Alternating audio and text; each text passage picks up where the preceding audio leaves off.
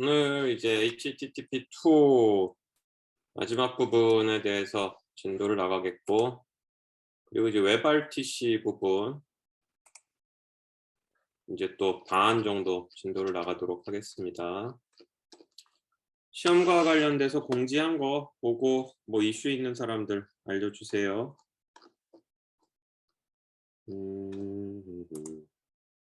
자, 지난 시간에 여기 부분에서 이제 멈춰서 이제 코드 보는 거를 이제 오늘 보는 걸로 이렇게 했었어요. 그래서 고랭귀지로 이번에 HTTP2는 예제를 보여주겠다라고 얘기를 했고, 고랭귀지를 선택한 이유를 지난 시간에 이 슬라이드 보면서 얘기한 것처럼 고랭귀지에서는 그 2016년부터 그 표준으로 그 언어의 표준 라이브러리로 HTTP2를 제공하고 있다라고 이제 얘기를 했습니다. 그래서 보는 것과 같이 이제 고랭귀지 1.2로 되어 있고, 실제로 웹사이트를 가보면 고 릴리즈 1.6 그렇게 돼 있어요. 그래서 릴리즈가 나올 때마다 이제 하는 건데, 요거는 그 1.6 때 릴리즈 한 거고, 그때 여기 보는 것과 같이 이제 HTTP2가 들어가 있는 걸 볼 수 있습니다. 그래서 이쪽으로 가게 되면 보는 것과 같이 강의 노트에서 있었던 내용들이 이렇게 좀 써 있어요. 그래서 보는 것과 같이 HTTP2를 지원을 한다 라고 되어 있고, 클라이언트하고 서버도 이제 동시에 지원을 한다 라고 되어 있는 것을 볼 수가 있어요. 자, 그래서 이제 고랭귀지로 이제 예제를 삼았고요. 보는 것과 같이 이제 또 그 HTTP2에 대한 설명이 또 있어요. 지금 보고 있는 화면은 제가 강의 준비할 때, 강의 준비할 때니까 이제 여름 방학 때 이제 했었던 거고, 지금 접속하니까는 조금 바뀌었어요. 그래서 보는 것과 같이 이제 11월 23일이니까 며칠 안 됐네요. 얼마 전에 이제 최신 버전으로 업데이트가 됐고, 강의 노트 기준으로는 여기 이제 리드미로 돼 있어서 언급이 되어 있었는데, 지금 디렉토리 구조가 좀 바뀌었죠. 그래서 여기 리드미가 사라졌고, 그 대신에 이제 도큐멘테이션으로 지금 되어 있는 걸 볼 수 있는데, 그래서 여기 보면 HTTP2에 대한 자세한 구현 내용들이 이렇게 설명이 나와 있는 것을 볼 수가 있습니다. 그리고 이 고랭귀지에 있는 HTTP2에 대한 소스 코드가 다시 이제 GitHub에 있는 것들을 좀 볼 수가 있고요. 여기 보면은 이제 샘플 코드들, 시험하는 방법들 이런 것들도 올라가 있어요. 그래서 꽤 많은, 여기 보게 되면은 요만큼 내려왔는데 이 정도밖에 안 내려갔죠. 꽤 많은 설명이 보는 것과 같이 되어 있는 것을 우리가 볼 수가 있습니다. 자, 그래서 보는 것과 같이 이제 고랭귀지에서는 기본적으로 이제 HTTP2를 제공을 한다라는 것을 우리가 확인할 수가 있고요. 자, 그래서 이러한 이유로 파이썬이 아닌 고랭귀지로 이제 HTTP2의 예제를 잡았습니다. HTTP2는 앞서 언급을 여러 번 하고 있는 것처럼 기존의 HTTP 1.1 서비스를 그대로 일단 지원을 하되, 밑에 있는 하부 구조가 이제 바뀌었으니까 멀티플렉싱이나 프라이어티를 추가적으로 할 수 있는 그런 장점이 있는지라 그냥 1.1이 그냥 올라가는 게 일단 한 축이었고, 하나는 이제 gRPC 같은 게 축이었어요. 그리고 이제 직접 HTTP2를 그 웹브라우저에서 호출할 수 없기 때문에 서비스 레벨에서 HTTP2에 특화된 뭔가를 하기는 어렵죠. 따라서 프로그래밍 언어로 HTTP2를 가지고 뭔가를 하지 않으면 사실상 뭔가 하기 좀 어려운 그런 입장이다라는 얘기를 좀 여러 했습니다. 2016년에 이제 고랭귀지의 표준 라이브러리로 들어갔는데, 아직까지도 파이썬이나 이쪽에서는 제가 알기로 고랭귀지를 제외하고는 이렇게 표준 라이브러리를 제공하는 경우는 없다라는 것을 이제 우리가 다시 한번 좀 리마인드를 합니다. 그래서 이제 그 언어를 다시 고랭귀지로 갈아탔는데, 요 그림은 전에 한번 설명을 했었다. 우리가 중간고사 시점에서 좀 설명을 했었던 그 그림이죠. 그리고 이제 고랭귀지라는 것이 보는 것과 같이 이제 서버 어플리케이션, 데스크탑 쪽에서 확실히 자리를 차지하고 있다라고 우리가 얘기를 했고요. 특히 이제 서버 쪽에서 고랭귀지가 확실히 그 자리를 잡은 이유인데, 방금 전에 얘기했었던 것과 같이 새로운 HTTP를 지원하는 것도 있고, 결국은 전 세계에서 가장 많이 열심히 다양하게 서버 프로그래밍을 짜는 건 결국은 이제 구글이겠죠. 그래서 구글이 만든 서버 프로그래밍 언어이기 때문에 구글이 본인들의 HTTP3를 2를 돌리고자 할 때 결국은 고랭귀지와 이제 그 C++를 많이 쓴다라고 우리가 좀 얘기할 수 있어요. 자, 그래서 결국은 우리가 파이썬으로 설명을 지속적으로 하다가 고랭귀지를 쓰고 있는데, 제가 다시 한번 얘기하지만 최근의 추세는 프로그래밍 언어를 뭐 하나를 제일 잘하는 게 있어 가지고 그걸 가지고 지지고 볶는 것도 방법이지만, 이 폴리갓이라는 단어를 기억을 해 봐라라고 얘기를 했죠. 통상 폴리갓은 원래 컴퓨터 사이언스 입장에서 2개 이상의 언어를 같이 쓰는 경우들이 많이 있었어요. 이런 경우에 이제 교과서적인 얘기지만 통상 C 언어를 쓰면서 이제 스크립트 언어라고 부르는 굉장히 쉬운, 스크립트는 인터프레터보다 더 쉬운 언어인데, 뭐 리스프, 펄 들어봤는지 모르겠지만 요런 굉장히 간단한 언어하고 C 언어를 같이 병행해서 쓴 경우들이 여럿 있었다. 그러할 때 주로 사용자의 그 사용자와 인터랙션하는 부분을 이렇게 쉬운 언어로 하고, 그 다음에 결국은 이제 핵심 코어에 대한 일 본질에 대한 거는 이제 C 언어로 속도를 좀 빨리 하거나 이런 경우들이 있었다라고 얘기했죠. 전통적인 컴퓨터 CS 분야에서는 사실 2개를 이제 기계어 레벨에서 합치는 경우가 많았어요. 잠깐 얘기를 한 적이 있지만 파이썬에서도 C 언어, C++로 호출할 수 있어요.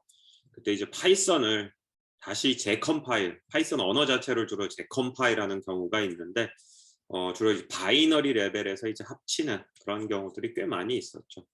이렇게 그 전통적인 CS에서의 폴리갓은 하나의 실행 파일을 만들 때 2개의 언어를 이제 섞는 그런 기법이고, 주로 바이너리에서 했었었고, 이제 우리가 서버 쪽 입장, 분산 처리 얘기할 때는 커다란 프로그램 하나를 짜가지고 그거를 똑같은 쌍둥이를 두는 게 아니고 기능별로 쪼개기 때문에 결국은 우리가 하나의 프로그램이 하나의 CPU에서 돌아가는데 걔네들을 여러 개의 CPU에 돌리는 쌍둥이 방식이 아니고, 큰 프로그램을 쪼개서 작아진 애들을 각각 CPU와 디스크들에서 분산 처리하는, 그게 이제 마이크로 서비스의 철학이죠.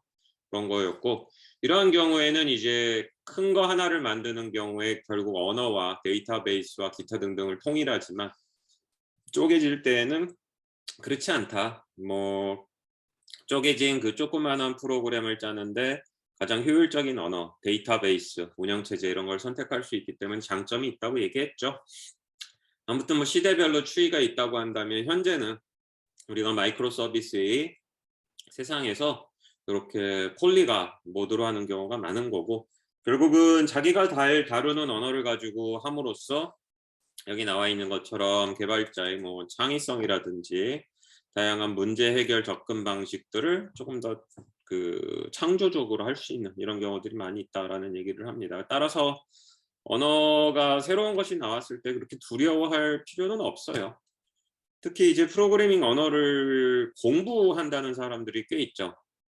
언어를 공부하는 것도 좋은 취미 생활이에요. 좋은 취미 생활인데, 뭐 개인적으로 공부하는 건 공부하는 거고, 나중에 우리가 회사를 가든지 어떠한 문제를 풀어야 될 때에는 결국은 정해진 시간과 리소스가 있습니다. 거기에 이제 뭐 고언어 같은 걸 써야 된다 그러면 그 문제에 부합하는 것만 쓰면 돼요. 따라서 대부분의 프로그래밍 언어가 우리가 뭐 if문, 반복문, 그다음에 이제 데이터 컬렉션 타입들 이런 것들이 있죠. 그 기초적인 거를 이제 배울 때에는 어쩔 수 없이 우리가 1장, 2장, 3장, 4장을 읽어야 되는 거고, 그다음에는 우리가 딱 필요한 거에만 집중하면 됩니다. 그래서 대부분 프로그래밍 언어를 하나 배운 사람이 실무에서 다른 언어를 빨리 배워 가지고 현업에 바로 뭔가를 해야 된다면 대부분 이렇게 마이크로 서비스 패러다임으로 딱 짜야 될 게 너무나도 명확하고 그렇게 크지 않은 경우, 그런 경우에 이제 새로운 언어를 배우는 데에는 대개만 2주, 한 달 요 정도 해 가지고 주로 짭니다. 그다음에 이제 언어에 대해서 본인이 좀 더 공부해 가면서 프로그램을 이제 개량하는 경우들이 있죠. 따라서 과거에는 폴리갓이라는 것이 하나의 실행 파일을 만들기 위해서 되게 기계어 레벨에서 이제 합치는데 그 기계어가 되기 전에 이제 C 플러스 스크립트 언어 뭐 이런 거였다면 최근에 이제 바이너리 모드로 굳이 합치기보단 떨어져 있는 소프트웨어들끼리 이제 통신 방식으로 서로 대화를 나누는 그런 입장들이 많이 커졌다라고 우리가 이제 얘기를 할 수 있죠. 하나의 컴퓨터 안에서 프로그램을 돌리더라도 꼭 하나의 그 실행 파일로 빌드해 가지고 하는 게 아니고 하나의 컴퓨터에서 돌리더라도 2개 이상의 프로세스로 띄워서 각각 다른 언어로 만든 다음에 수업 시간에서 배우고 있는 뭐 제로 메시지나 소켓 같은 이제 통신 기법으로 연결만 하면 되지 않느냐 뭐 이런 얘기입니다. 따라서 이게 이제 프로그래밍 언어가 우리가 뭐 다양한 게 있고 장단점을 논했었던 그 시점에서 언급됐던 거를 다시 한번 우리가 그 언어로 갈아타면서 다시 한번 강조를 좀 하는 시간을 가져봤어요. 보고 있는 건 이제 두 개의 대표적인 그 언어에 대한 순위를 매기는 집단이 있어요. 그래서 이제 왼쪽이 제일 유명하죠. 교수님이 가끔 제 수업에서 이제 사용을 하는데 이게 이제 TOBE 인덱스 혹은 이제 스택 오버플로우에서 언급되는 언어들이에요. 주로 이제 질의응답할 때 등장하는 언어들이니 요게 약간 오해가 있을 수 있는데 질의응답을 많이 한다는 거는 관심이 많은 걸로 해석할 수 있는 거고 정말로 그거를 많이 쓰는 사람이 있다고 봐야 되나? 거기서는 약간 좀 헷갈리는 거고 자료가 많으면 또 검색을 많이 하지 않거든요. 따라서 약간 좀 애매하긴 한데 이 스택 오버플로우나 TOBE 인덱스의 언어별 포퓰러리티입니다. 그래서 쭉 보면 이제 100에 가까운 언어들을 보면 이제 자바스크립트, 파이썬, 자바, 주로 이제 웹 테크놀로지에 대한 언어들이 꽤 많이 있는 걸 볼 수 있죠. PHP 있고 그 다음에 이제 C#, C 언어 이들이 이게 C++이네. C++, CSS. 그래서 주로 웹 테크놀로지에 대한 언어와 그 다음에 C++, C 계열의 언어들, C# 요 두 개가 인기가 제일 많은 걸 볼 수 있어요. 그 다음에 이제 최근에 그 데이터 어널리틱스가 많아지면서 R이 이제 등장했고 스위프트 오브젝티브 C, 애플 프로그래밍이 있는 걸 볼 수 있죠. 자, 그래서 이쪽으로 그 순위가 매겨져 있는 게 이제 그 스택 오버플로우. 여러분들이 이제 프로그래밍 언어 관심이 있어가지고 검색하다 보면 결국 그 스택 오버플로우를 한두 번 들리게 되는데 그쪽에 있는 내용들이다라고 이제 볼 수가 있고요. 그 다음에 이제 X축에 해당하는 건 GitHub예요. GitHub는 여기 보시는 것과 같이 넘버 오브 프로젝트들, 즉 GitHub에 올라와 있는 그 프로그램들을 분석한 겁니다.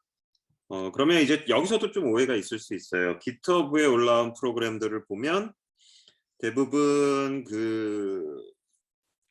뭐라 그래야 되나, 기트와 같은 오픈 소스 기반으로 이제 개발 프로세스를 진행하는 주로 회사들인데 대기업은 대개 여기서 빠져 있을 거고요. 기트허브에 자기들 소프트웨어를 공개하지 않죠. 이제 대기업은 좀 빠져 있고 대부분 오픈 소스 기반이 많고 그러다 보니 이제 웹 서비스 뭐 이런 것들이 좀 많아요. 약간 왜곡이 될 수도 있긴 한데 아무튼 스택 오버플로우든 기트허브든 이렇게 줄을 세우면 마찬가지예요. GitHub 입장에서도 이제 쭉 이쪽으로 갈수록 다양하게 언급이 되는 건데 되게 비슷해요. 그래서 두 개를 포개도 큰 차이가 벌어지지 않는 걸 볼 수가 있죠.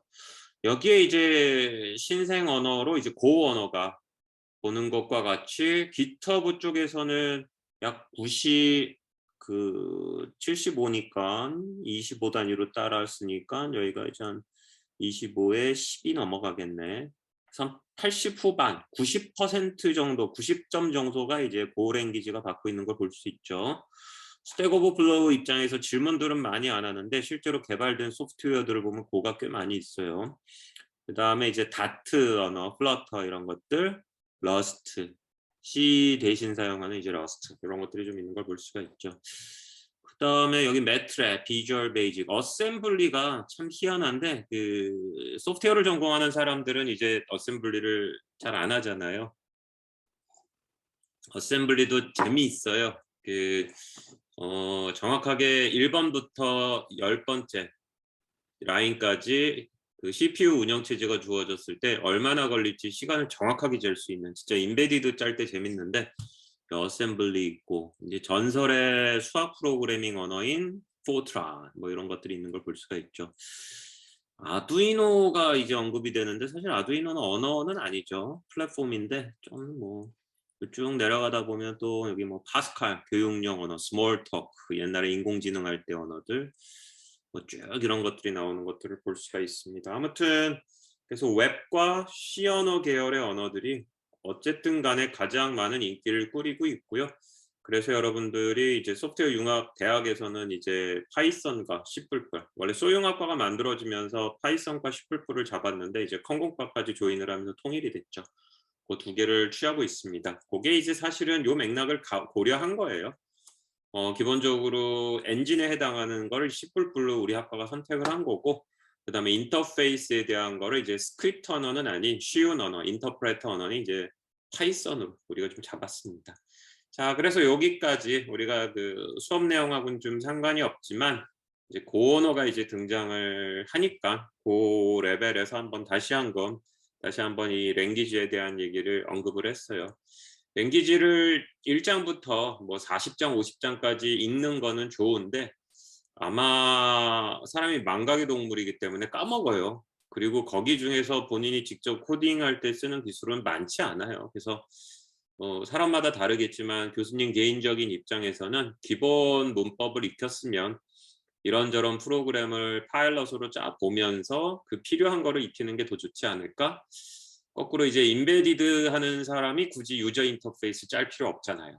그쵸? 네트워킹에 관심 있는 사람은 또 네트워킹을 좀 더 집중적으로 보면 되니 알고리즘을 굳이 구현해야 될 건 아니고 그래서 그런 차이점들이 좀 있습니다. 고언어에 대해서 잠깐 이제 설명하고 지나갈까 해요. 우리 대학에 이제 고언어 수업은 없죠. 교수님이 프로그래밍 언어를 이것저것 건드리는 걸 좋아해서 파이썬도 뭐 지금 수업으로 넣고 다트 플러터도 홈페이지에 올려놓고 그 다음에 이렇게 제 수업 안에서 고언어도 이렇게 하고 그러는데 언어를 정규 교육 과정으로 하기에는 조금 애매해요. 대표적인 언어로 이제 왼쪽에 파이썬과 오른쪽에 C++. 그 다음은 이제 본인이 배우는 거를 좀 권장하는데 뭐 일부 학생들은 뭐 애플 프로그래밍도 해주세요, 뭐도 해주세요, 뭐 C샵도 가르쳐 주세요 그러는데 그러다 보면 교육 과정 안에 너무 프로그래밍 언어가 많아지고 정작 프로그래밍 언어는 도구예요. 제가 어제 다른 교수님께서 데이터 센터 프로그래밍하고 풀스택 서비스 네트워킹을 듣는 학생들이 그 아마 학부 연구생인가 보죠. 재밌다. 자꾸 그래서 솔직히는 프로그래밍 쪽을 너무 깊게 파고들지 않을까 좀 우려가 된다 그러시는데 이해해요. 이해하는 게 언어는 언어일 뿐 그걸 가지고 우아한 일을 해야 됩니다. 우아한 일이라는 게 결국은 뭐 그걸 가지고 데이터 분석을 하던 클라우드 기반의 로봇을 만들던 정교한 그래픽 엔진을 가진 이제 게임을 만들던 아니면 이제 교수님인 경우에는 이제 여러분들한테 주로 보여주시면 이제 네트워크 성능 개선이라든지 네트워크 서비스를 만드는 그런 이제 알고리즘 똘똘한 짓을 해야 돼요. 똘똘한 짓을 해야 되기 때문에 언어에 너무 함몰되는 건 좀 문제가 있습니다. 따라서 대부분 학과는 이제 언어를 한 2개 정도 왼쪽 오른쪽 저희는 그렇게 가리키고 있고요. 여러분들이 혹시 다른 대학의 이제 학생들을 만나보면 약간 차이가 있어요. 우리인 경우에는 실습을 굉장히 강조하죠. 특히 이제 소프트웨어 융합학과는 거의 매 학기 개발하는 과목들이 있을 건데, 그 다른 대학들 보게 되면은 그 이론만 가리키고 실습은 선택 과목인 대학들이 의외로 많아요. 그래서 교수님들이 정말 파워포인트로 소스 코드 없이 설명을 하고 원하는 사람만 이제 실습을 별도 일학점으로 하는 경우들이 많더라고요. 의외로 많은데 그리고 전임 교수님들이 프로그래밍 하지 않는 경우들도 여럿 있는데 우리는 프로그래밍 강좌를 이렇게 많이 개설은 안 하지만 그래도 좀 빡세게 많이 하는 거죠. 그리고 그걸 가지고 실제 문제를 많이 풀도록 합니다. 그래서 포트폴리오가 좀 남도록 여러분들에게 좀 그런 환경을 좀 구축하고 있죠. 그래서 프로그래밍 언어 과목이 너무 많은 거가 좋은 건 아니다. 그런 얘기를 조금 했고요. 그럼에도 불구하고 소개는 해야죠. 고 랭귀지는 기본적으로 요 3명이 만들었어요. 로버트 브리즈머, 러파이크, 캠 톤슨인데 재밌는 건 요 캠 톰슨이라는 분입니다. 실제로 우리가 이분을 인터넷에서 검색을 하면 나와요. 이렇게 나이가 꽤 있어 보이시는 분이시죠? 그래서 보는 것과 같이 나오는데 이분이 놀랍게도 AT&T 벨 연구소, 유닉스 이런 단어들하고 섞여요. 그리고 C 언어의 모체가 된 B 언어를 개발을 했다. 실제로 이분은 제가 알기로 C 언어 개발에도 참여했어요. 참여했고 따라서 뭐냐? 놀랍게도 고 언어를 만드는 대표 저자 중에 한 분은 C 언어를 만들었던 분이에요. C 언어를 만들었던 분이고, 그리고 이 회사는 구글입니다. C 언어까지 만든 분을 붙여가지고 새롭게 만든 언어를 필요로 했던 회사는 구글이고요. 결국은 C보다 나은 언어를 만들고 싶은 거였죠. 그래서 C에 대해서 너무나도 잘 아는 사람이 필요했고 그분을 이제 포함을 했습니다.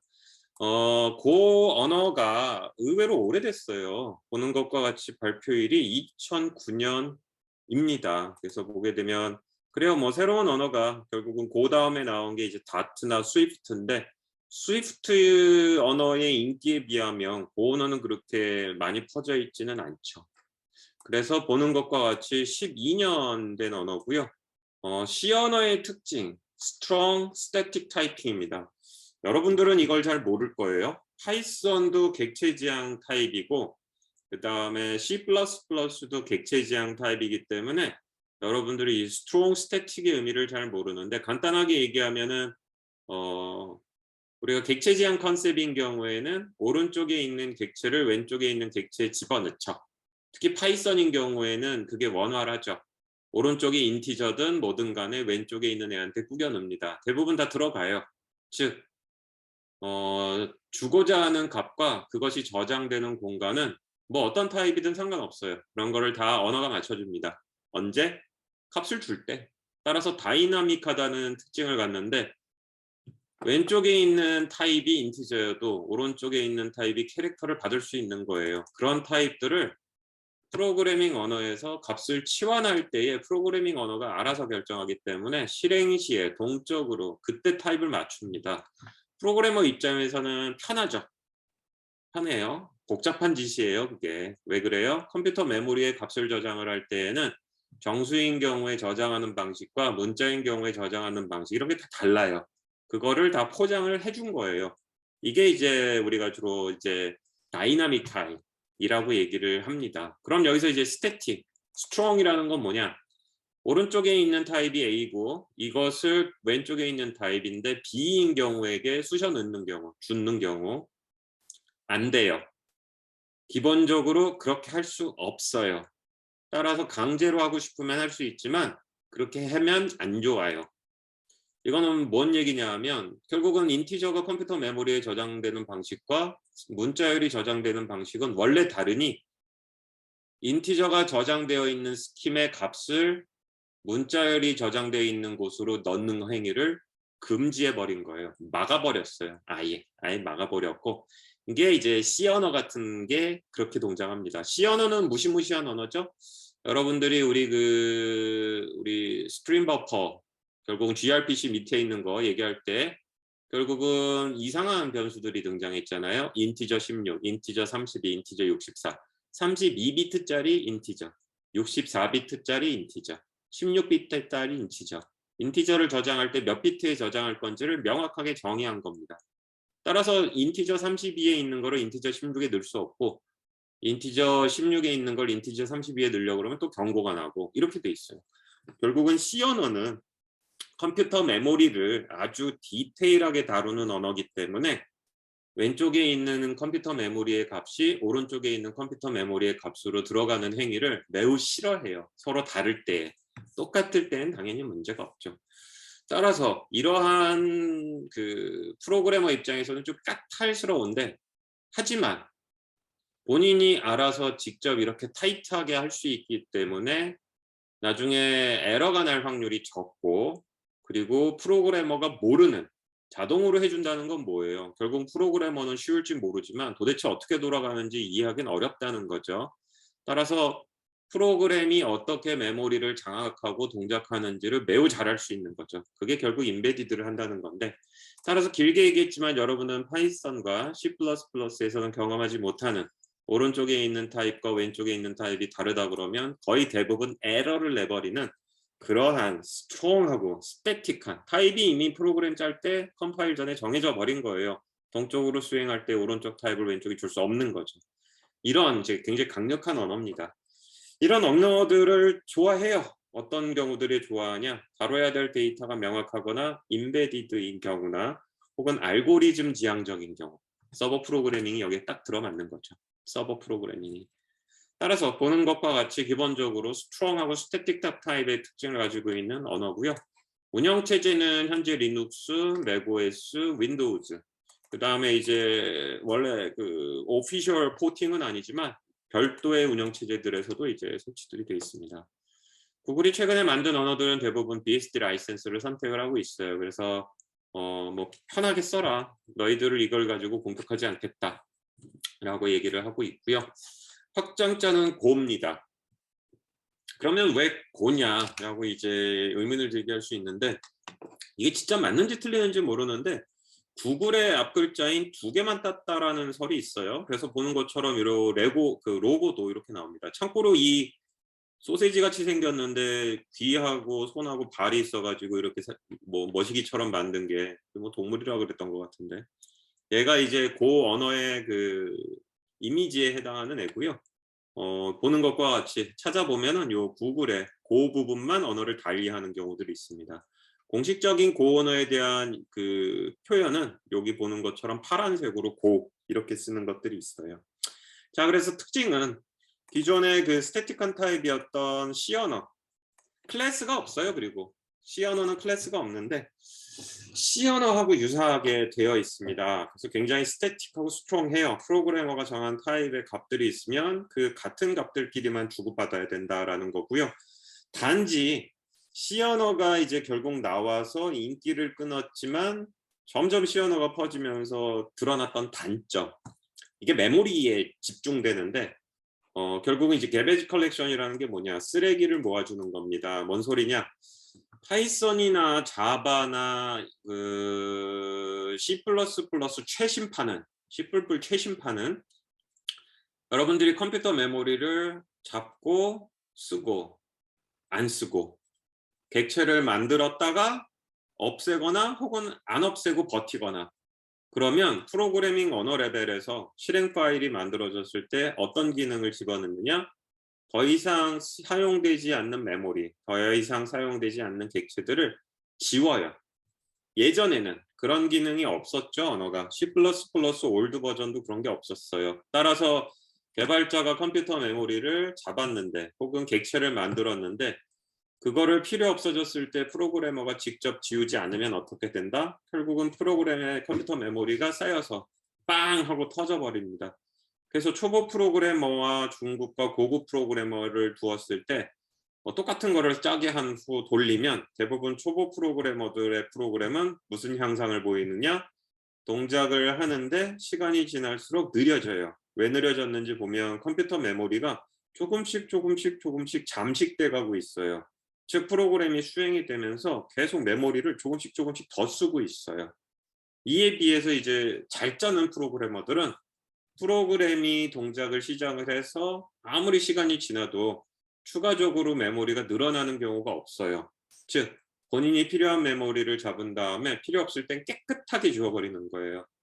따라서 초보들이 만든 프로그램은 어쩔 수 없이 한 달에 한 번, 뭐 2주에 한 번, 밤 12시, 뭐 새벽 2시에 다시 껐다 킵니다. 그래야지만 이 메모리 유출이 줄어들 수 있어요. 따라서 프로그래머들의 수준을 판단할 때에 메모리를 제대로 잡고 필요 없을 때 쓰느냐에 대한 판단, 이 벤치마크가 굉장히 중요해요. 그리고 본인이 만든 프로그램에서 메모리가 제대로 쓰여져 있는지 안 쓰여져, 메모리를 제대로 잡고 지우는지를 체크하는 프로그램도 있습니다. 이게 Purify 뭐 이런 프로그램, 통상 프로파일러라는 프로그램들이 있어요. 프로파일이 뭔지 알죠? 이렇게 범죄자들 심리 분석하는 건데 마찬가지로 그런 프로그램이 있어서 메모리를 제대로 잡았는지 제대로 지우는지를 검사합니다. 개비지 컬렉션은 앞서 얘기한 것처럼 파이썬이나 최신 C++에 있는 것처럼 그런 기능을 넣어둔 거예요. 따라서 C 언어하고 문법은 비슷하게 동작을 하고 메모리 제어 이런 거를 잘 할 수 있지만 데비지 컬렉션 기능이 있어서 메모리를 내가 잡았는데 깜빡하고 지우지 않았다면 일정 시간 뒤에 그 메모리를 지워주는 작업을 합니다. 더불어서 이제 컨커런시라는 것은 처음에 C 언어가 나왔을 때는 2개 이상의 CPU를 쓰지도 않았어요. 2개 이상의 프로그램이 동시에 돌아가지도 않았고. 하지만 그 이후에 여러분들 네트워크 수업 시작하자마자 thread를 우리가 얘기했죠. 따라서 최근에 이제 특히 서버 프로그래밍을 할 때는 이 멀티 스레드를 안 할 수가 없어요. 그래서 그런 부분에 대해서 이제 추가가 됐고요. 더불어서 C 언어인 경우에는 컴퓨터 메모리를 아주 그냥 난도질을 할 수 있는 언어인데 그런 거를 어느 정도 막아주는, 따라서 보안을 강화하는 이런 기능들이 이제 추가가 됩니다. 결국은 C 언어인데 C 언어의 문법을 비슷하게 해서 바꾼 후 거기에다가 보는 것과 같이 컴퓨터 메모리, 병렬 처리 이런 것들에 대한 부분을 보완을 한 거예요. 그래서 결국은 시간이 지나면서 별명이 이거는 서버 개발자의 언어다.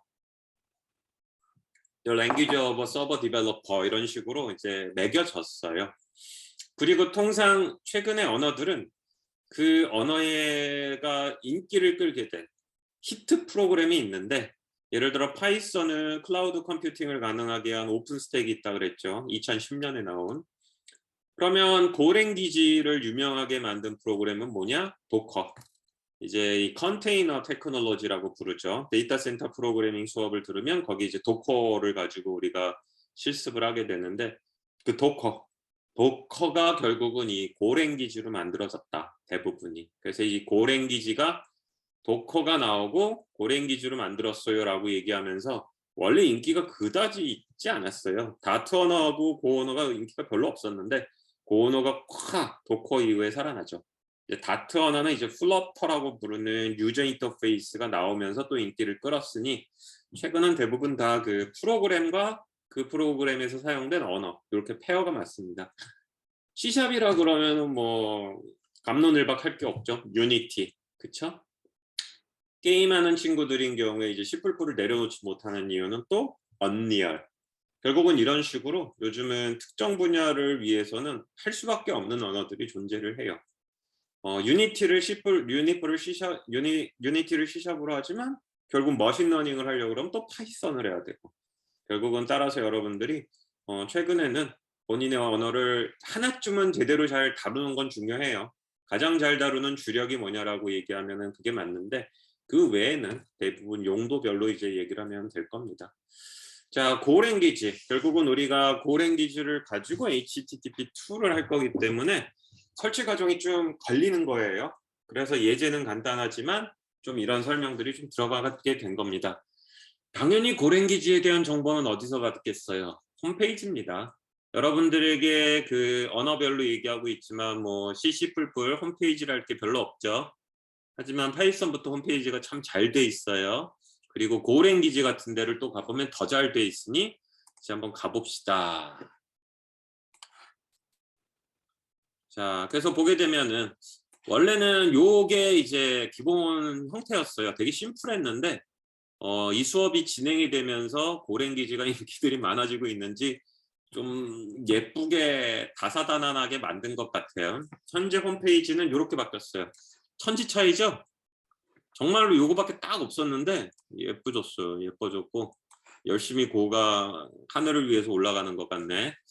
자, 그리고 고랭귀지의 특징을 바로 이렇게 썼어요. fast, reliable, efficient. 빨리 만들 수 있고 만들어진 프로그램이 신뢰성을 부여할 수 있는 reliable한 것이며 efficiency, 효율적이다. 그리고 스케일, 프로그램이 커지는 거에도 충분히 대응할 수 있다. 이런 거 중요해요. 고랭귀지의 특징을 자기네들이 열심히 고민을 해가지고 요 한 줄과 총론과 강론을 쓴 거니까. 그리고 오픈소스 언어다. 구글이 만들었어요. 시작하기 쉬워요. 표준 라이브러리가 잘 돼 있으며 컨커런시 등도 아주 잘 지원을 해요. 잘하고 있어요. 뭐 이렇게 돼 있죠. 뭐 그 다음은 여기 다운로드 할 수 있고요. 게링 스타티드에서 튜토리얼 다 있습니다. 앞서 얘기한 것처럼 MS 윈도우즈, 맥OS, 리눅스를 지원을 하고 있고요. 화면이 홈페이지가 개편이 되면서 이런 게 많아졌어요. 고랭귀지를 쓰고 있는 컴퍼니, 구글 당연히 있고 요 페이팔이에요. 페이팔. 직구할 때 많이 쓰죠. 우리 돈 대신 내주는 사이트. 카카오페이 같은 거예요. 아메리칸 익스프레스 신용회사. 몰라. 이름은 들어봤어요. 드롭박스. 그다음에 클라우드 회사. 페이스북도 있고 마이크로소프트, 넷플릭스, 세일즈포스, 리엇게임, 트위치, 트위터, 우버. 많은 회사들이 고를 쓰고 있다. 훌륭한 언어다. 라는 정보도 주고 있고, 조금 내려가 보면 여기 보면 또 있잖아요. 처음에 시작할 때는 아무도 고를 몰랐다 우리 중에. 근데 한 달 만에 모두가 고를 프로그래밍 할 수 있었다. 대부분 이거는 하나의 언어를 배웠던 사람들이기 때문에 가능할 거예요. 정말로 C 언어가 되게 어려운 언어였지만 C 뿔뿔이 나오면서 C가 정말 쉬운 언어였고, 거기다 아두이노를 초등학생들이 막 해대면서 C의 기초 문법은 정말 쉬운 거구나. 이렇게 세월이 지나면서 참 희한함을 느끼고 있는데, 고랭귀지의 문법 자체가 굉장히 C 기반으로 된 단조로운 문법이고, 딱 더 추가적으로 필요한 것들에 대해서만 확장했기 때문에 언어 자체가 그렇게 어렵지 않은 거죠. 그리고 앞서 얘기한 것처럼 이제 컨커런시, 게비지 컬렉션 이런 부분들이 추가가 되어 있기 때문에 하나의 언어를 배운 사람이라 그러면 이제 대부분 한 달 만에 가능했다라는 거죠. 그것도 이제 뭐 구글과 같은 완전 엔지니어 집단이 아니고 이제 캐피털1 금융회사에 있는 개발자들도 그랬다라는 겁니다. 그래서 요번 프로젝트를 고랭귀지로 하는데 정말 모르는 상태에서 시작하는 사람은 훌륭한 사람이고, 관심이 있는 사람은 이제 방학 때 한 번쯤 해보는 것도 나쁘지 않아요. 그리고 예전에는 이렇게 왼쪽에 요 설명이 있고 다운로드 해라, 그리고 오른쪽에 직접 웹브라우저로 돌려볼 수 있는 게 있었는데 인기를 끄니까 이제 내렸는지 좀 밑에다가 했어요. 그래서 여기 보면 이제 헬로 월드죠. 그래서 보면 이게 고랭귀지예요. 주석 처리는 요즘 다 C++ 이후로 다 이렇게 하고 있고, 패키지 메인, 이게 이제 메인 패키지다라고 선언을 한 겁니다. 파이썬도 if define main 뭐 이런 식으로 하는 것들 비슷하게 봤죠. 그리고 C 언어의 특징상 이렇게 메인 함수가 반드시 등장을 해요. C 언어의 그 후예들이 다 메인 함수가 있죠. 펑션이라고, 메인은 펑션이다. 입력 패러미터가 들어가는 부분들이 있는 걸 볼 수가 있죠. 아무것도 없어요. 그리고 샵 인클루드가 이제 C++의 문법이다면 여기는 임포트입니다. 임포트는 또 파이썬의 문법이기도 하죠. 이거 여기 보는 것과 이제 포맷 라이브러리를 이제 임포트한 거예요. 꺼버리자. 그리고 여기 보는 것과 같이 포맷을 인클루드한 이유는 이제 print ln 라인이죠. print 라인이에요. 한 줄 출력. 하나의 프로그래밍 언어를 익혔으면 대충 이렇게 때려박으면 돼요. 헬로, 근데 이제 3개가 있죠. 이게 뭐겠어요? 우리는 이제 C나 C++처럼 아스키 코드로 화면을 보여주는 게 아니다. 8비트짜리 코드가 아니고, 보는 것과 같이 이제 파이썬도 마찬가지인데 이제 16비트 코드로 우리는 프로그램을 짰다. 그리고 이제 이게 REPL이라고 부르는 스킴인데, 결국 여기서 이제 실행하면 이게 뒤쪽에 서버가 있는 거예요. 이 웹브라우저가 접속한 서버가 그 웹 서버 뒤에 고 서버가 있는 거예요. 요거는 여러분들 뭐 콜앱이라든지 우리가 그런 데서도 많이 봤었던 거고, 데이터 센터 프로그래밍 했던 친구들이 이제 카타코다라 그래가지고 웹 베이스드로 이제 서버를 실적 띄워보는 뭐 이런 것들도 있었죠. 그래서 요즘 언어들은 다 이렇게 이제 REPL이라는 스킴에 의해서 웹 브라우저에서 간단한 프로그램을 돌려볼 수 있게 합니다. 그리고 몇 가지 간단한 예제들, 뭐 피보나치 수열 뭐 이런 것들이 이렇게 프로그램이 있어요. 살펴보면 C++ 배웠으니까 여기 보는 것처럼 이제 브레이스 열고 닫는 거 있고, 그 다음에 값 이렇게 전달하는 거 있고, 리턴 문법 있고, 이런 것들을 볼 수가 있어요. 펑션을 리턴하는 건데 뭐 원래 리턴을 할 때 펑션 같은 거 당연히 리턴할 수 있고요. 그 다음에 메인 펑션에서도 보는 것과 같이 호출하는 부분들이 있어요. C 언어를 배운 사람이라면 얼추 좀 비슷해요. 자, 그 다음에 이제 고 언어가 잘하는 게 뭔지도 좀 설명이 되어 있는데, 바로 첫 번째 나온 게 클라우드하고 네트워크 서비스 딱 나오죠. 그래서 이제 서버 쪽에서 사랑을 할 수밖에 없는, 도커를 고로 짰으니까 결국 얼마나 서버에 대한 사랑이 넘치는 언어인가 우리가 이제 이해할 수 있고, HTTP2를 아예 뭐 스탠다드로 끌어안고 있으니 네트워크를 참 사랑하는 언어구나. 그래서 원래 자바스크립트가 웹을 좋아하는 사람들의 언어라면 이 고는 클라우드, 네트워크, 데이터 센터를 좋아하는 이 서버 엔지니어들의 언어다라는 게 그러한 맥락에서 또 만들어지죠. 그리고 커맨드 라인 인터페이스들을 이제 또 충분히 제공을 해요. 그래서 이제 편안하게 프로그램을 짤 수 있는데 요거는 글쎄 이해가 되는 사람은 이해하면 좋겠는데 최근에 언어들이 버추얼 머신 기반으로 많이 만들어집니다. 자바스크립트, 노드.자바스크립트, 그다음에 자바, 그리고 다트 얘기하고 있는데 다트도 사실 버추얼 머신 위에서 돌아가요. 하드웨어나 OS가 모건 간에 돌아갈 수 있는 장점이 있는데 이런 언어들의 또 단점이 있어요. 파이썬이나 C++ 같은 데서 너무나도 쉽게 하는 키보드 입력과 키보드 출력 이런 데 에러를 갖는 경우가 있어요. 왜 그러냐면 키보드는 이 진짜 컴퓨터에 붙어 있으니까. 따라서 이 커맨드 라인 인터페이스라는 거는 그런 것들을 감안을 했을 때 우리는 네가 그냥 키보드로부터 입력받아도 되고 그 다음에 화면에 그냥 콘솔 창에다 뿌리는 것도 다 돼. 복잡한 뭐 필요 없어. 이걸 좀 보여주는 것들이 있어요. 자, 그리고 클라우드 데이터 센터가 있으면 그 위에서 결국은 뭐가 돌아가겠어요? 웹 서비스가 돌아가겠죠. 계속 보는 것처럼 웹 디벨로퍼먼트에 굉장히 친숙하다. 어떻게 보면은 여기 이거죠. 여기 보면은 이와 관련된 패키지들이 다 쓰여져 있는데 여기 보이죠? 결국은 웹 밑에 뭐가 있어요? HTTP가 있는 겁니다. 그리고 HTML에 대한 것들, 데이터베이스, SQL 이게 다 들어있어요. 언어 자체. 별도로 내가 어떠한 뭐 패키지를 깔지 않아도 돼요. 언어 자체에 다 들어있기 때문에 따라서 여기 자신 있게 우리는 클라우드하고 네트워크 서비스인데 결국은 그 위에 어플리케이션이 뭐다? 웹이다. 그 웹이 뭔데 기술적으로? HTTP, HTML, 데이터베이스 이렇게 얘기를 하고 있는 거죠. 그리고 이제 소프트웨어 공학 혹은 이제 소프트웨어 개발 방법 및 도구 들으면 이제 DevOps 얘기들 많이 하죠. 뭐예요? 결국 마이크로 서비스 아키텍처가 되면 개발과 운영이 밀결합돼 가지고 돌아가는 그런 개발론이에요. 요거는 나중에 소프트웨어 공학을 들으면 이해할 수 있을 겁니다. 거기서 이제 빠르게 개발하는 거, 그다음에 린 개발하는 거, 뭐 이런 부분들이 있는데 그런 것들을 이제 언어 차원에서 많이 고려를 해준다. 이런 부분들이 있어요. 그게 이제 언어의 특징적인 것을 이제 설명합니다. 이게 여러분들이 지금 가장 최근에 인기를 끌어서 확산되고 있는 언어의 대표적인 홈페이지를 보고 있는 거예요. 제가 여러분들한테 항상 강조하는 게 있잖아요. 네이버 검색하지 말라고. 네이버 검색하지 말고 그 언어 사이트를 들어가서 뒤져보라고. 파이썬처럼 여기에도 도큐멘트도 다 돼 있고 이제 좀 내려가면 결국은 보는 것과 같이 이벤트들도 나옵니다. 이벤트들. 이런 이벤트들 영상으로 공개들도 해요. 스트리밍 하기도 하고 아카이브에서 여러분들이 나중에 볼 수도 있는데 요 구경해 보면 재밌죠.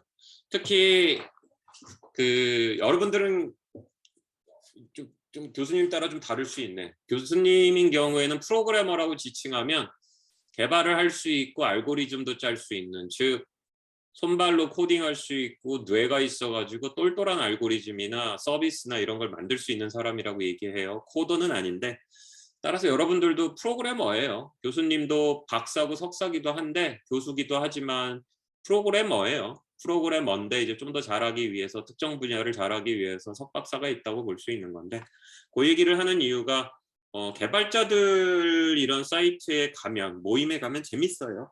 대표적인 게 이제 우리 넥슨 디벨로퍼 컨퍼런스, 그 다음에 유니티 코리아가 하는 이제 행사들 이런 것들 있죠. 그래서 한 번씩 들여다보면 동종업계에 있는 사람들, 특정 기술에 관심 있는 사람들이 이렇게 모여서 대화하는 것들 보면 이게 가슴에서 뭔가 심장이 좀 따뜻해지는 뭐 이런 것들도 느낄 수가 있습니다. 그런 행사들도 있어요. 그리고 이제 참 잘 돼 있는 게 별도로 여러분들이 뭐 책을 사거나 아니면 이제 교육기관을 가거나 하지 않아도 어떻게 하면은 이제 그 시작할 수 있는지 getting started 그와 관련된 그 도구들이 많습니다. 여기 보게 되면 온라인 러닝도 있어요. 그래서 그 언어를 배우기 위한 쭉 보면 온라인 사이트들이죠. 보면 뭐 당연히 프로그램 다운받는 거 있는데 다큐멘트들은 여기 있다. 튜토리얼은 이렇다. 혹시 네가 간단히 돌려보고 싶으면 웹브라우저 베이스드로 여기서 돌려볼 수 있어. 라고 한 후 보면은 이제 그 어떤 식으로 해야 될지에 대해서 조금씩 디테일하게 되어져 있는 이그젠플로 배울 것들 아니면 이제 CLI로 좀 더 배울 부분들이 있고 시당초 보는 것처럼 이제 코드랩이라든지 아니면은 코드 아카데미 이런 사이트들에서 배우는 그 코스들도 이렇게 설계가 돼 있어요. 그리고 구글에서 클라우드 뭐 하는 뭐 시기가 있나 봐요. 이런 것들도 있고 책들도 이렇게 소개가 돼 있어 가지고 확실히 요즘은 그 사이트를 가는 것이 정보를 확실히 많이 얻을 수 있는 방법이지 않을까 싶습니다. 여기까지 이제 설명을 한 이유는 결국 이제 고언어에 대한 소개를 했고 여러분들이 결국은 어떻게 해야 돼요? 예제를 돌려보려면 고언어를 설치해야 되는 거예요. 그래서 고언어를 설치해야죠. 방금 봤었던 메뉴에서 이제 다운로드를 통해서 이제 윈도우즈, 맥OS, 그다음에 이제 리눅스에서 다운받아서 설치할 수 있습니다. 수업을 시작했을 때에는 대부분의 학생들이 아마 윈도우즈에서 시작을 했을 거예요. 윈도우즈에서. 혹은 이제 맥OS가 있으면 맥OS 위에서 시작을 했을 거고요. 이제 시간이 좀 지났으니까 맥OS에서 돌아가는 학생들은 그냥 맥OS에서 돌리세요. 맥이 뭐 결국 유닉스니까. 그렇지 않은 이제 윈도우즈를 사용하는 학생들이라면 이제 WSL2 같은 걸 사용을 해서 리눅스 계열을 좀 설치해 보는 것이 어떨까 싶습니다.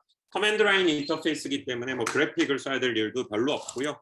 하드웨어를 타거나 그런 것도 별로 없어요. 따라서 고랭기지는 조금 이제 방법을 달리해 보거나 아니면 이제 수업 시간에 얘기했었던 라즈베리 파이라든지 아니면은 이제 미니 컴퓨터 아니면 뭐 본인의 컴퓨터 성능이 좋으면 이제 버추얼 머신에서 리눅스를 깔고 한 번씩 해보는 것도 나쁘지 않을 거예요.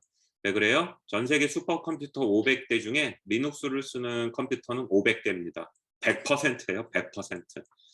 따라서 이번 수업에서는 리눅스에 대한 얘기를 많이 하지 않았지만 아마 소윤과라 그러면 이제 2학년 1학기 소프트웨어 개발 방법 및 도구를 마쳤으면 리눅스에 익숙할 거고요.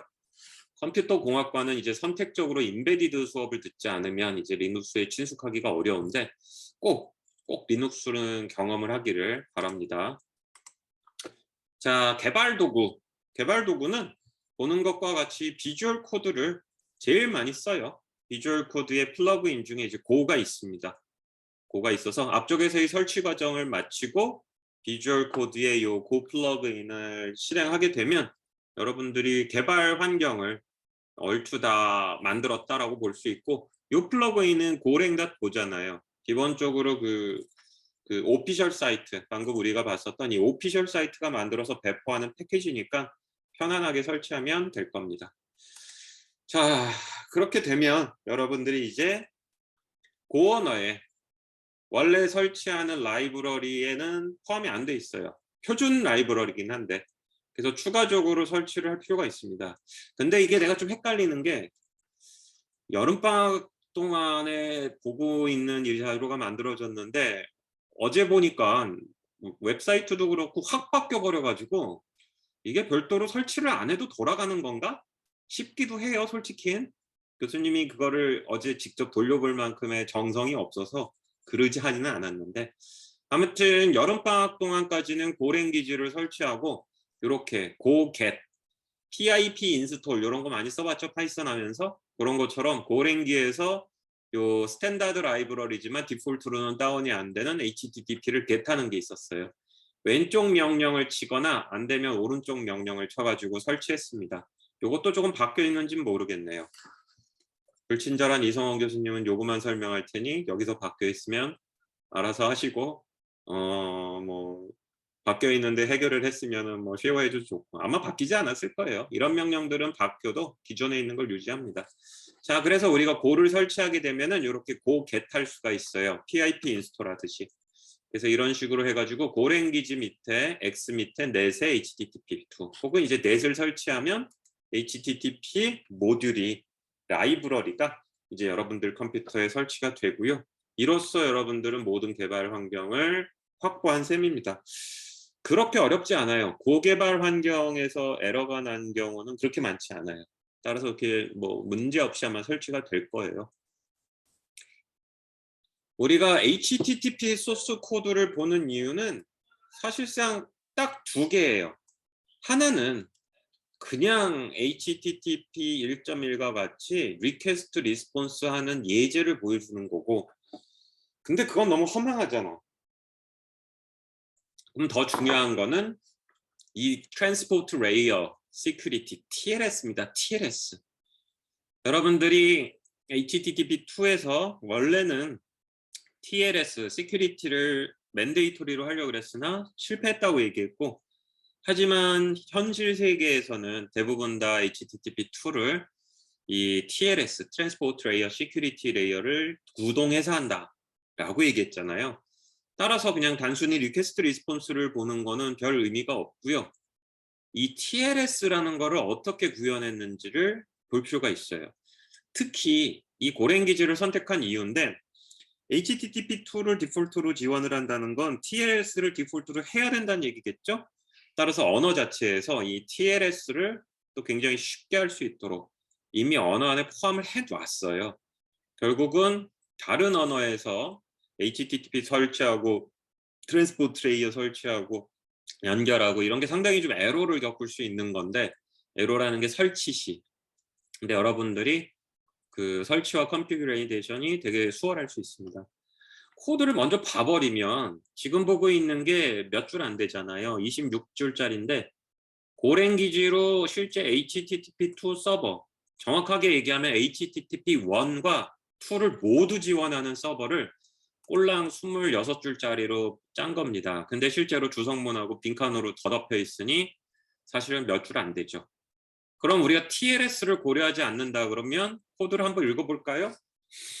자, HTTP 프로토콜로 서버를 띄우는데 주소는 현재 내가 가지고 있는 IP 어드레스의 포트 넘버 8000이라는 거. 이 정도는 눈에 들어오죠, 이제. 그리고 보면은 핸들러, 우리 핸들러 단어 많이 나왔어요. HTTP에 대한 핸들러. 결국은 때려 맞춰 보세요. 서버 프로그램인데 HTTP 핸들러면 뭐겠어요? 리퀘스트가 왔을 때 그거에 대한 리스폰스를 만드는 애죠. 들어가면 입력 파라미터로 핸들이 있네요. 핸들 쭉 찾아볼까요? 핸들 어딨어? 핸들. 여기 있네, 핸들. 보면 HTTP 리스폰스 라이터가 있고 HTTP 리퀘스트가 있는 걸 볼 수가 있어요. HTTP 리스폰스를 쓴다라는 얘기니 핸들을 함에 있어서 결국은 결과값이 뭐예요? HTTP 리스폰스니까 이게 리스폰스를 만드는 거 보네. 이렇게 때려박다 보면 이해되는 거예요. 그러면 리스폰스를 쓰는 게 있으면 리퀘스트가 있어야죠. 여기 있잖아요. HTTP 리퀘스트. C++ 언어를 배웠으면 적용합시다. 아스테리카가 있네. 뭐예요? 이거는 어딘가에 있는 값에 대해서 주소를 넘기고 있는 거니 결국은 HTTP 서버가 구동을 하는데 클라이언트로부터 리퀘스트를 받으면 이 리퀘스트가 어디가 있겠지. 그거를 결국은 입력 파라미터로 준 거고, 사실상 입력 파라미터처럼 되어 있지만 C++은 여기에 있는 게 결국은 출력 파라미터도 되잖아요. 여기다 써버리는 거니까. 자, 그래서 보는 것과 같이 리퀘스트를 받았고 리스폰스를 쓰는 거예요. 내용을 볼까요? 화면에 프린트하네요. 프로토콜은 뭔지, 리모트 어드레스는 뭔지, 주성 여기 글자가 써 있어요. get connection이에요. 문자열 from 문자열. 이거가 여기 들어가니까 그래요. 클라이언트 누구로부터 온 어떤 리퀘스트인 거죠. 쉽죠? 그리고 R로 다 찍어서 그 안에 이제 멤버 메소드가 R이 여기 있네. HTTP 리퀘스트의 프로토콜, HTTP 리퀘스트의 그 리모트 클라이언트 어드레스가 결국 화면에 출력이 됩니다. 쓰는 건 리스폰스 라이터가 W였어요. W 있죠? write라는 게 있어요. 쓴다는 얘기잖아요. 뭘 쓰는지 보는데 바이트. 결국은 고언어에서 바이트, 글자 덩어리예요. hello, hello라는 문자열을 HTTP 리스폰스로 보낸다는 거죠. 자, 그래서 여기서 보면은 HTTP 서버인데 결국은 여러분들이 파이썬에 봤던 거하고 되게 비슷해요. 여기서 서버를 띄우고 세팅하고 HTTP 리퀘스트 처리하래를 여기다 주고 그거를 정의했고, 리퀘스트를 고언어가 이렇게 전달해주면 그거에 대한 리스폰스를 내가 이런 식으로 라이팅을 해서 쓰면 돼요. 하나 더 있어요. 하나 더 있는 게 무엇이냐? 서버를 만들었어요. 근데 HTTP2는 트랜스포트 레이어 시큐리티. 보안이 되는 통신을 클라이언트하고 서버에서 해야 되기 때문에 여기 자세히 보면 이렇게 돼 있어요. HTTP 서버를 만들었는데 그 서버에 listen and serve예요. 듣고 지원해라 무엇을? TLS를, Transport Layer Security를. 딱 한 줄로 끝내버리죠. 근데 딱 한 줄로. 이게 고언어가 참 편한 거죠. HTTP 1.1과 2도 동시에 지원을 하지만 트랜스포트 레이어도 이미 언어 안에서 다 포함해버렸던 거예요. 요 두 개, 서티피케이트의 약자인 CRT와 키값이라고 부르는 그 키 파일을 두 개를 줬는데 결국은 우리는 고언어에서 HTTP 1.1과 2는 알아서 감싸줘서 이렇게 쉽게 쓰면 되는 거고, TLS에 대한 이해를 한 후 TLS를 사용하기에 필요한 입력 출력과 함수들을 이해하면 되는 겁니다. 그래서 고를 택했어요. 고를 택하지 않았다 그러면 너무 많은 설명과 설치를 해야 됐으니까.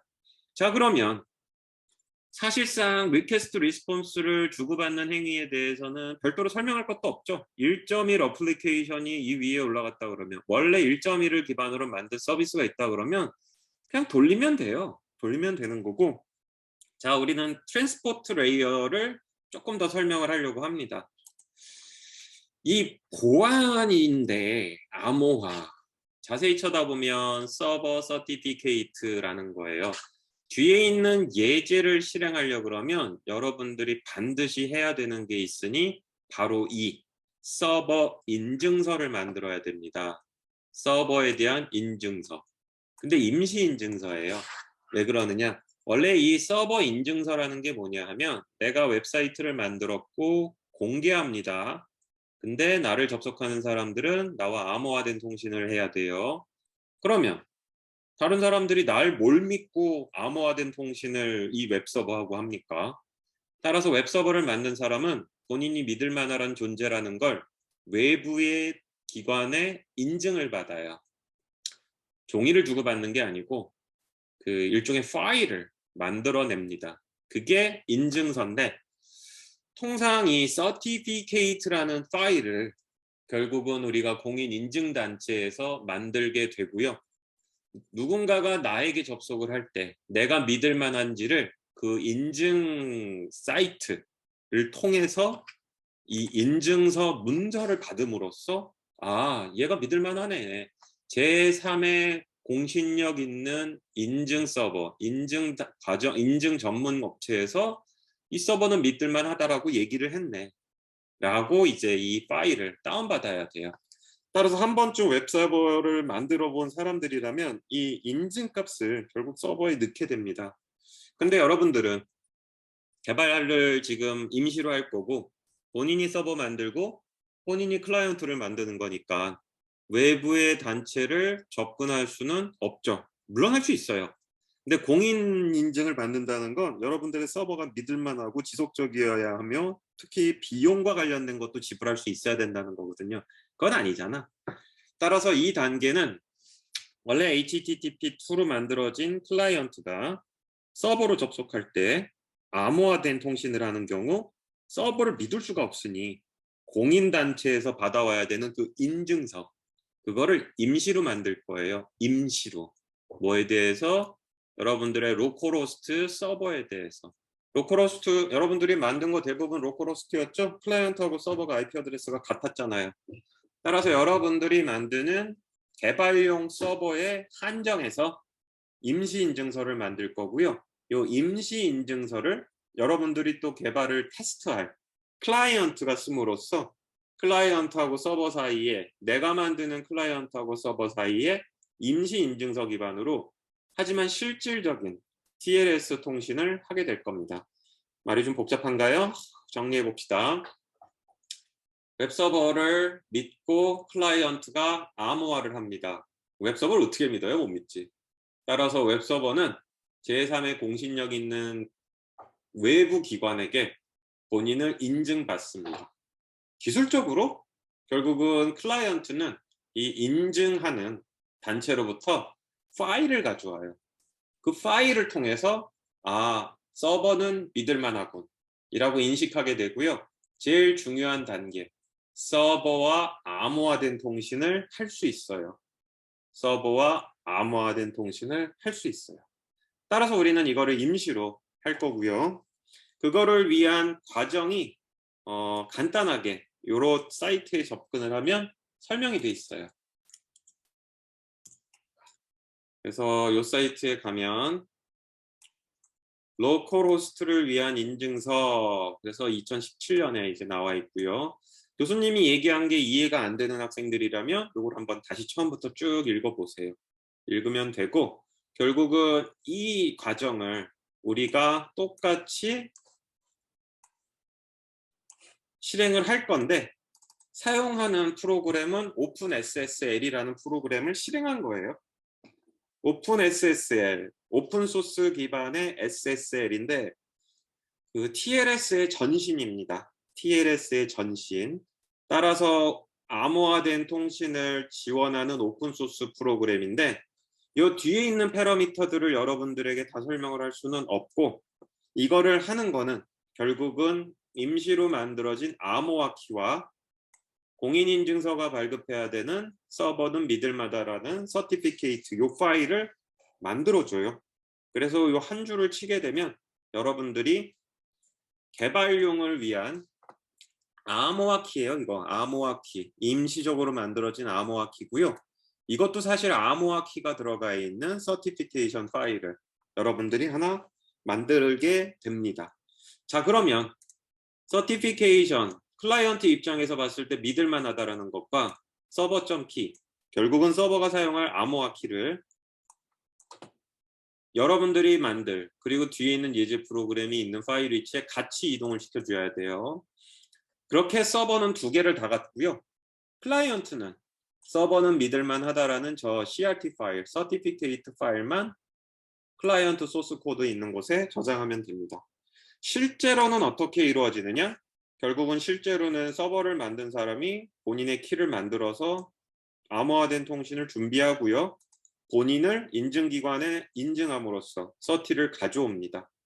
더불어서 이 서티는 인증기관이 가지고 있다가 클라이언트가 서버로 접속할 때 이걸 서버로부터 가져오면 변조됐을 수 있으니 얘가 이제 인증 사이트로부터 CRT를 가져와서 동적으로 동작하게 돼 있어요. 지금은 개발 단계니까 공인인증 서버가 없으니까 이렇게 하는 겁니다. 자, 이렇게 하고 나서 결국은 만들어진 서버 쪽에서는 서티피케이션 파일과 키 값을 요 입력 파라미터로 준 거예요. 결국은 TLS 통신을 하기 위해선 두 개의 파일이 필요한 겁니다. 암호하고자 하는 키값, 그 다음에 본인을 인증할 인증값. 저 인증값에도 또 키값이 있어요. 그래서 이런 식으로 우리가 기본적으로 두 개의 파일을 만들어서 서버는 이제 둘 다 쓰는 과정이 필요하고요. 클라이언트는 CRT를 사용을 하게 되는 겁니다. 자, 그래서 클라이언트는 지금 보게 되는 것처럼 클라이언트가 좀 더 길죠? 3페이지에 나눠가지고 지금 설명하고 있는 걸 볼 수가 있어요. 클라이언트를 좀 길게 짠 이유가 있는데 요 짧은 프로그램이지만 완벽한 서버입니다. 그리고 클라이언트는 좀 길게 짠 이유가 혹시 HTTP2를 선택해서 실습 과제로 하고 이후에 HTTP2 예제는 너무 짧아서 좀 아쉽습니다. 제가 조금 더 뭔가 해보고 싶어요 라는 학생이 있으면 그런 용도로 이 클라이언트를 쓰라고 좀 길게 만들었어요. 자, 보게 되면 실행부터 하는 게 보면 서버는 간단하게 실행이 되면은 요이땅 끝이고요. 근데 클라이언트를 좀 길게 짠 이유가 지금 보는 것과 같이 그냥 돌아갈 때에는 HTTP2로, 근데 여러분들이 임의로 바꾸고 싶으면 버전을 바꿀 수도 있게, 접근하는 서버의 주소가 굳이 로컬이 아니고 실제 존재하는 사이트면 그거에도 한번 붙을 수 있게, 포트 번호도 바꿀 수 있게, 서티피케이션 파일도 바꿀 수 있게 이렇게 옵션을 줬어요. 그래서 클라이언트는 옵션에 따라서 여기 보면 HTTP2로 돌거나 HTTP2인데 맞죠? HTTP1으로 돌거나 혹은 포트를 바꾸거나 이런 식으로 할 수 있게 옵션을 좀 플렉서블하게 줄 수 있게 클라이언트는 좀 길게 짰습니다. 길게 짠 만큼 그거에 대한 설명을 좀 추가적으로 할 텐데 결국은 리퀘스트를 보내는 부분만 잘라서 설명한다면 이렇게 되어 있는 거예요. HTTP의 클라이언트 크리에이트 하고요. 이 클라이언트가 만들어지면 사실상 우리가 HTTP 리퀘스트 하는 것밖에 더 있어요. 리퀘스트를 하는 게 여기 있습니다. get URL. 우리가 따라서 TLS를 하지 않는다 그러면 HTTP 클라이언트는 되게 짧은 거예요. 클라이언트 만들어서 리퀘스트 보내고 끝. 그렇다 그러면 코드가 왜 근데 3페이지나 나왔느냐? 옵션 주는 거하고 트랜스포트 레이어 시큐리티 때문에 그런데 일단 그 언어에서 앞서 본 것처럼 이렇게 커맨드 라인에서 패러미터를 줘요. 버전은 2, 어드레스는 로컬호스트, 포트는 8000, 서티피케이션 파일은 서버.crt. 이렇게 하는 문법이 플래그 문법입니다. 거기서 들어있는 거예요. 요거를 뭐 디테일하게 이해할 필요는 없어 보이지만 일단 샵 인클루드 해야 될 부분들, 임포트 해야 될 부분들이 좀 많고 여기 보는 것처럼 버전은 뭐, 어드레스는 뭐, 아까 실행했을 때 그 문자들 다 여기 나와 있죠? 없으면, 안 주면 디폴트 값으로 주는 거 있고 그거에 대한 설명까지 이렇게 넣을 수 있는 걸 볼 수가 있어요. 이게 이제 플래그 명령에 의해서 할 수 있고요. 요거에 의해서 실행이 되면 요 입력 파라미터를 화면에 뿌려주는 거. 그리고 이제 우리가 TLS를 여는 과정이 이만큼 있는 겁니다. 일단 파일을 읽어드려요. 서티피케이션 파일을 읽어드려서 거기서 암호화된 서티피케이션에 대한 정보를 추출하는 과정들과 만드는 과정이 있고요. 그걸 가지고 트랜스포트 레이어를 컨피규레이션 합니다. 더불어서 트랜스포트 레이어는 사실 이미 있는 거고 HTTP가 쓰는 거예요.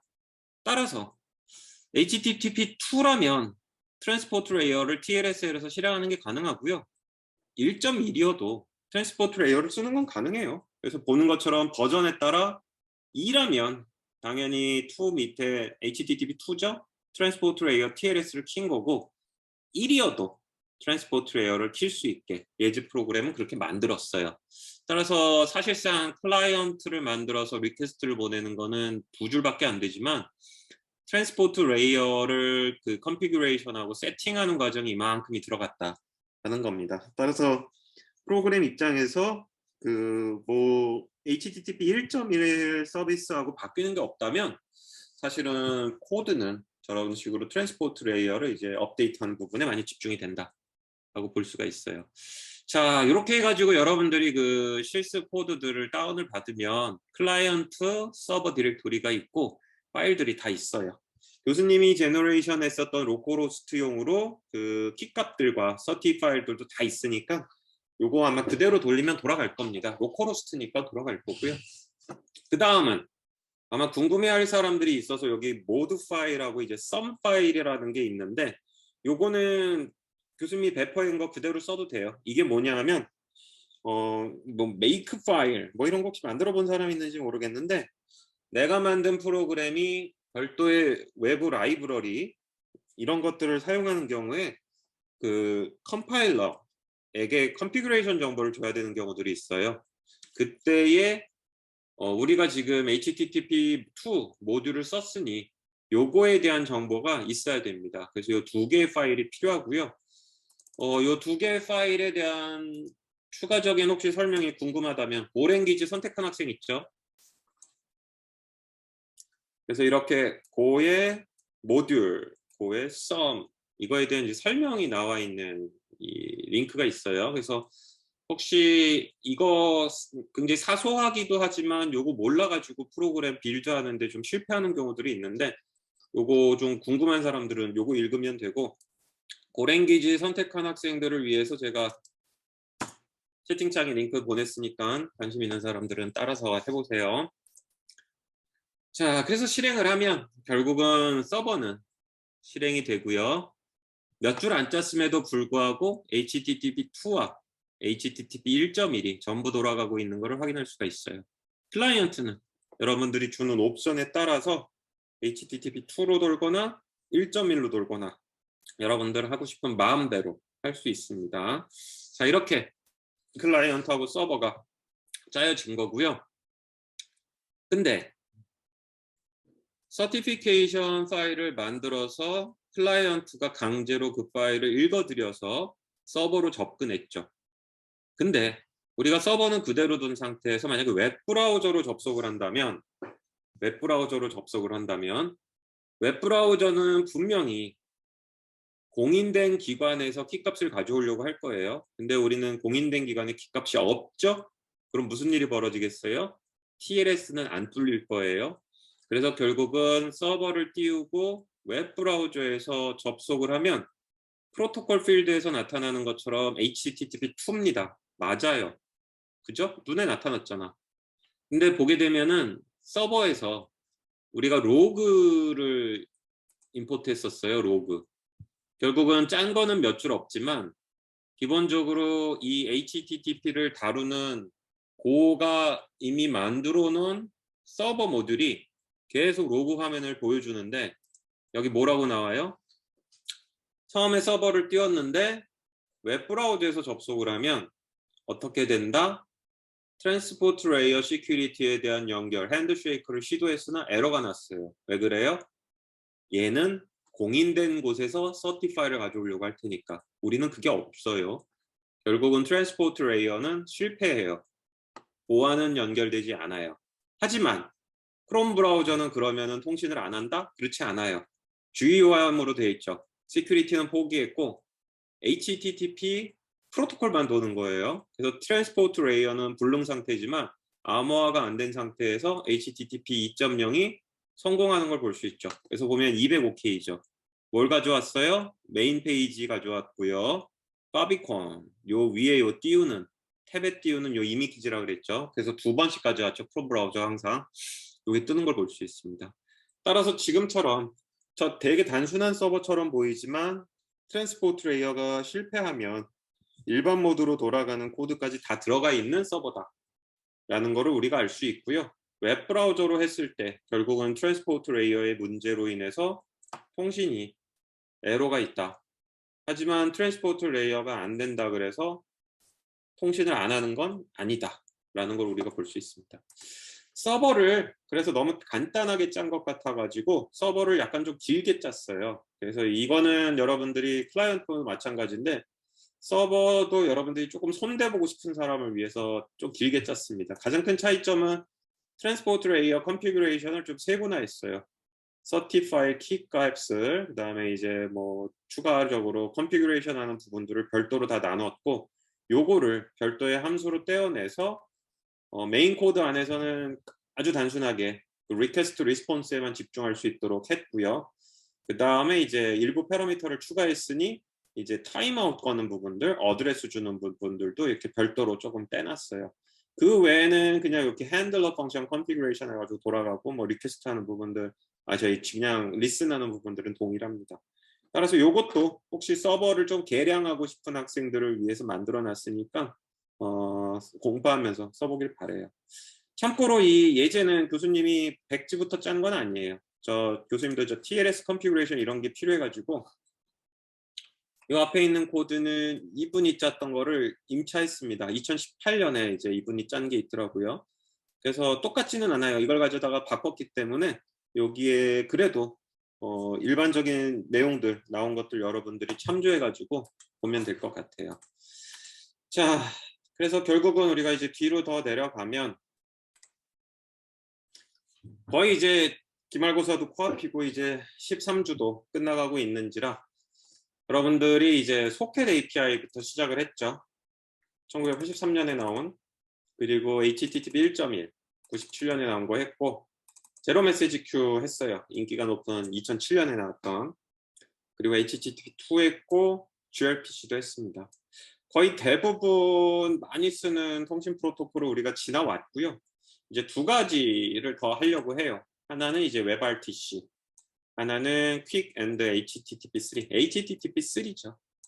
두 개가 남아 있는데 결국은 우리가 조금 직관적인 그 뷰를 좀 가졌으면 좋겠는 게 클라이언트 서버로 시작을 해서 클라이언트 서버는 여전히 많이 나와 있는 걸 볼 수 있고 서버들의 통신이 강화되면서 분산 관련된 게 많아진 걸 또 볼 수 있어요.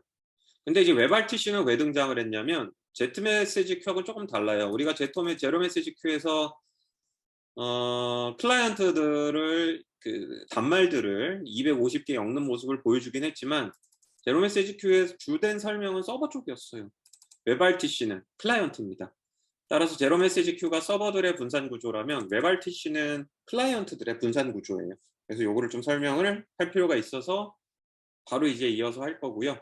HTTP3는 뭐 HTTP2 다음에 등장을 했으니까 배워야 된다.